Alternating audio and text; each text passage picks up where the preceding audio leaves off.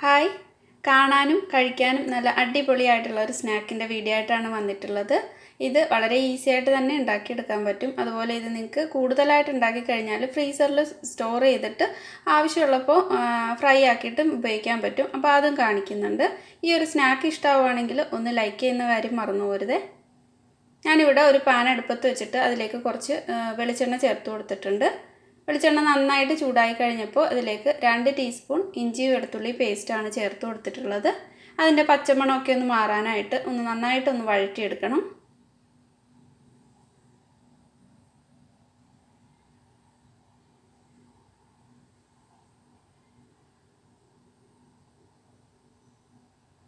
ഇപ്പം നന്നായിട്ട് വഴറ്റിയെടുത്തിട്ടുണ്ട്. ഇതിലേക്ക് ഇനി ഒരു വലിയ സവാള ചെറുതായിട്ട് കട്ട് ചെയ്തതാണ് ചേർത്ത് കൊടുത്തിട്ടുള്ളത്.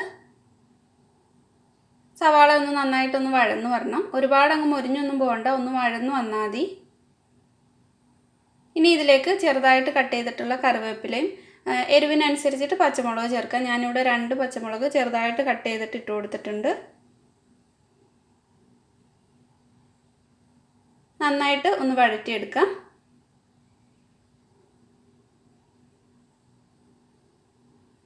ഇപ്പോൾ സവാളയൊക്കെ നന്നായിട്ടൊന്ന് വഴന്നു വന്നിട്ടുണ്ട്. ഇതിലേക്ക് 1 ടീസ്പൂൺ ഗരം മസാലയാണ് ചേർത്ത് കൊടുത്തിട്ടുള്ളത്.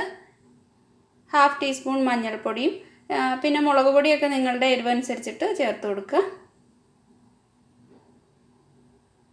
ഒരു 1/2 ടീസ്പൂൺ മല്ലിപ്പൊടിയാണ് ചേർത്തിട്ടുള്ളത്. 1 ടീസ്പൂൺ മുളക് പൊടിയും കുരുമുളക് പൊടിയൊക്കെ കുറച്ച് കൂടുതൽ ചേർക്കുകയാണെങ്കിൽ അത്രയും നല്ലതാണ്. ഞാനിവിടെ 1 ടീസ്പൂൺ ചേർത്ത് കൊടുത്തിട്ടുണ്ട്.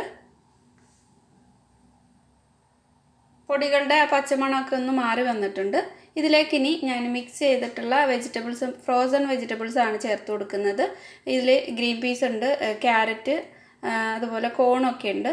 അപ്പോൾ നിങ്ങൾക്ക് ഇതിലേക്ക് ചിക്കൻ ചേർക്കാൻ താല്പര്യമെങ്കിൽ ചിക്കൻ വേവിച്ചിട്ട് ചേർത്ത് കൊടുക്കുക. ആവശ്യത്തിന് ഉപ്പ് ചേർത്തിട്ട് ഇത് നന്നായിട്ട് അങ്ങ് മിക്സ് ആക്കിയെടുക്കാം.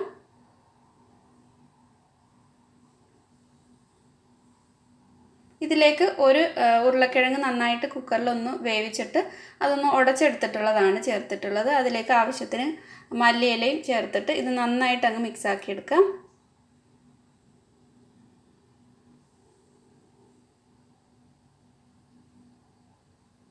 ക്യാരറ്റൊക്കെ നിങ്ങൾ കുക്ക് ചെയ്യാത്തതാണ് ചേർക്കുന്നതെങ്കിൽ നന്നായിട്ടൊന്ന് കുക്ക് ചെയ്തിട്ട് വേണം പൊട്ടാറ്റോ ചേർത്ത് കൊടുക്കാനായിട്ട്.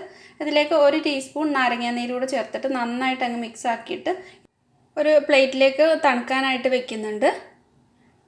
കുറച്ചൊന്ന് തണുത്ത് കഴിഞ്ഞിട്ടാണ് സ്നാക്ക് റെഡിയാക്കി എടുക്കുന്നത്.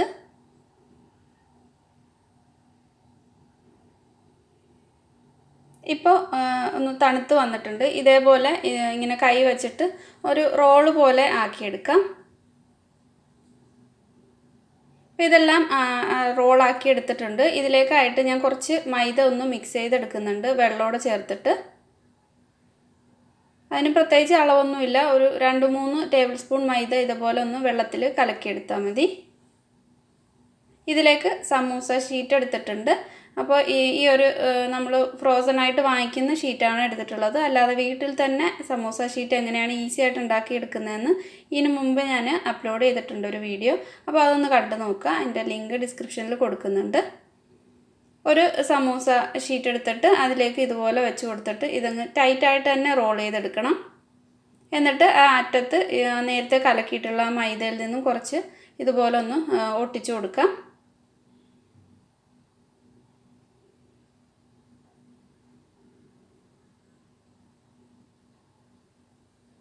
ബാക്കിയെല്ലാം ഇതുപോലെ തന്നെ അങ്ങ് ചെയ്തെടുക്കാം. അപ്പോൾ ഈ റോളാക്കുമ്പോൾ അത്യാവശ്യം നന്നായിട്ട് തന്നെ ഒന്ന് ടൈറ്റ് ചെയ്തിട്ട് വേണം ഇത് റോളാക്കി എടുക്കാൻ. അതുപോലെ ഈ സൈഡിലേക്കുള്ളത് ഒരുപാടങ്ങ് സൈഡിലേക്ക് ഇരിക്കരുത്. അതൊന്ന് പ്രസ് ചെയ്തിട്ട് കൊടുക്കണം. അല്ലെങ്കിൽ നമ്മളിത് ബ്രെഡ് ക്രംസിലൊക്കെ കോട്ട് ചെയ്തെടുക്കുമ്പോൾ ആ സൈഡിൽ നിന്ന് അത് പൊട്ടിപ്പോകാനുള്ള ചാൻസ് ഉണ്ട്. അപ്പോൾ അത് ഒരുപാടങ്ങ് സൈഡിലേക്ക് ഇരിക്കേണ്ട, കുറച്ചിരുന്നൊന്ന് കരുതിയിട്ട് പ്രശ്നമൊന്നുമില്ല.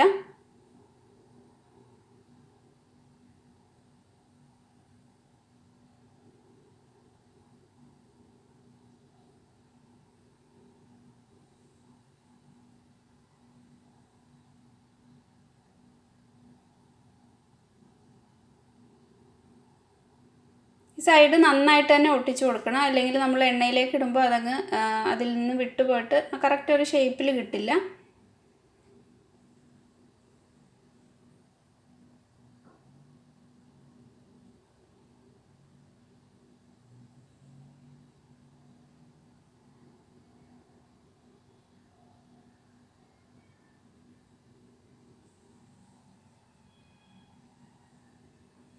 ഇത് റോൾ ചെയ്യുമ്പോൾ നന്നായിട്ട് കിട്ടാനായിട്ട് ഇതുപോലെ ചെയ്താലും ഒന്നുകൂടി ഈസിയാണ്. മൊത്തത്തിൽ ആ ഒരു ഷീറ്റിൽ മൈദയുടെ പേസ്റ്റ് ഒന്ന് സ്പ്രെഡ് ചെയ്തിട്ട് നമ്മൾ ചെയ്തിട്ടുള്ള ആ ഒരു മിക്സ് വെച്ചിട്ട് നന്നായിട്ട് റോൾ ചെയ്തെടുത്താൽ മതി. നമ്മൾ നേരത്തെ തയ്യാറാക്കിയിട്ടുള്ള ആ മൈദ വെള്ളത്തിൽ കലക്കിയിട്ടുള്ളതിലേക്ക് ഈ ഓരോ റോളും എടുത്തിട്ട് അതിൻ്റെ അറ്റം മാത്രം ഇങ്ങനെ ഒന്ന് മുക്കി കൊടുക്കുക. എന്നിട്ട് ബ്രെഡ് ക്രംസ് കോട്ട് ചെയ്തെടുക്കുക. രണ്ട് സൈഡും അതുപോലെ തന്നെ ചെയ്തെടുക്കാം. ഒരു തൊപ്പി പോലെയൊക്കെ ഉണ്ടാവും ഇത് ചെയ്തു വരുമ്പോൾ. 2 പ്രാവശ്യം ഇതുപോലെ ഒരു പ്രാവശ്യം ചെയ്തിട്ട് അത് ബ്രെഡ് ക്രംസിൽ മുക്കിയിട്ട് വീണ്ടും ഒന്നുകൂടെ ആ മൈദയുടെ കൂട്ടിൽ ഒന്ന് ഡിപ്പ് ചെയ്തിട്ട് വീണ്ടും ബ്രെഡ് ക്രംസ് മുക്കിയാണ് എടുക്കുന്നത്. അങ്ങനെ ആകുമ്പോൾ നല്ല ക്രിസ്പി ആയിട്ട് കിട്ടാൻ വേണ്ടിയിട്ടാണ്. അപ്പോൾ ഇതുപോലെയാണ് ഇത് ചെയ്തെടുക്കുമ്പോൾ ഉണ്ടാകുന്നത്. ബാക്കിയുള്ളതെല്ലാം അതുപോലെ തന്നെ ചെയ്തെടുക്കാം. ആദ്യം ഒന്ന് ആ മൈദയുടെ മിക്സിലേക്ക് ഒന്ന് അത് ഡിപ്പ് ചെയ്തിട്ട് ബ്രെഡ് ക്രംസ് കോട്ട് ചെയ്യുക. വീണ്ടും ആ സൈഡ് തന്നെ മൈദയുടെ മിക്സിലേക്ക് ഒന്നുകൂടി ഒന്ന് ഡിപ്പ് ചെയ്തിട്ട് വീണ്ടും ബ്രെഡ് ക്രംസ് കോട്ട് ചെയ്തെടുക്കുക. അപ്പോൾ ഇതുപോലെ എല്ലാം ചെയ്തെടുക്കാം. അപ്പോൾ ഇതെല്ലാം ഞാൻ ചെയ്തെടുത്തിട്ടുണ്ട്. ഇതിനി നമുക്ക് കുറച്ച് ദിവസത്തേക്കൊക്കെ വെക്കാൻ വേണ്ടിയിട്ട് കൂടുതലായിട്ട് ഉണ്ടാക്കുകയാണെങ്കിൽ ഇതുപോലെ ഏതെങ്കിലും പാത്രത്തിലോ അല്ലെങ്കിൽ സിപ്പ് ലോക്ക് ബാഗിലോ ആക്കിയിട്ട് ഫ്രീസ് ചെയ്താൽ മതി. അപ്പോൾ ഞാൻ 2 ലെയർ ആക്കുന്നതിന് വേണ്ടിയിട്ട് അതിൽ ഒരു ബട്ടർ പേപ്പറും വെച്ച് കൊടുത്തിട്ടുണ്ട്. ഇതിനെ അടച്ചിട്ട് ഫ്രീസറിൽ വയ്ക്കാം. ഞാൻ കുറച്ച് മാത്രമേ ഇപ്പം ഫ്രൈ ആക്കി എടുക്കുന്നുള്ളൂ. നന്നായിട്ട് തന്നെ അടച്ചിട്ട് ഫ്രീസറിലേക്ക് വയ്ക്കണം.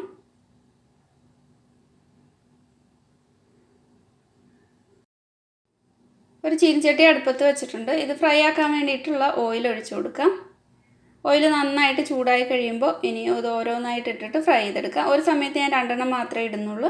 അപ്പോൾ കുറച്ച് വലിപ്പമുള്ള പാത്രമാണ് എടുക്കുന്നതെങ്കിൽ അപ്പോൾ കൂടുതലായിട്ട് ഓയിൽ ഒഴിച്ചിട്ട് ഒരു 4-5 എണ്ണമൊക്കെ ഒന്നിച്ച് തന്നെ ഫ്രൈ ചെയ്തെടുക്കാം. ഒരു മീഡിയം ഫ്ലെയിമിനും ലോ ഫ്ലെയിമിനുമായിട്ട് ഇടയിൽ അഴുക്കി വെച്ചിട്ട് വേണം ഇത് ഫ്രൈ ചെയ്തെടുക്കാൻ. അല്ലെങ്കിൽ ബ്രെഡ് ക്രംസ് പെട്ടെന്ന് തന്നെ കരിഞ്ഞു പോവും. അപ്പോൾ ഇത് നന്നായിട്ട് മൊരിഞ്ഞ് നല്ലപോലെ കുക്കായി വന്നിട്ടുണ്ട്. ബാക്കിയുള്ളതെല്ലാം ഇതുപോലെ തന്നെ അങ്ങ് ഫ്രൈ ആക്കി എടുക്കാം.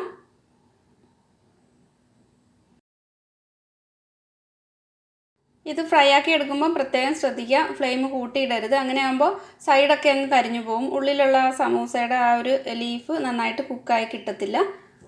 നല്ല ക്രിസ്പിയാണ്, കഴിക്കാനും നല്ല ടേസ്റ്റാണ്, ഉണ്ടാക്കിയെടുക്കാനും വളരെ എളുപ്പമാണ്. അപ്പോൾ ഇതൊന്ന് ട്രൈ ചെയ്ത് നോക്കുക. വീഡിയോ ഇഷ്ടമായിട്ടുണ്ടെങ്കിൽ ലൈക്ക് ചെയ്യുക, ഷെയർ ചെയ്യുക. അപ്പോൾ പുതിയ നല്ലൊരു വീഡിയോ ആയിട്ട് വീണ്ടും കാണാം. താങ്ക്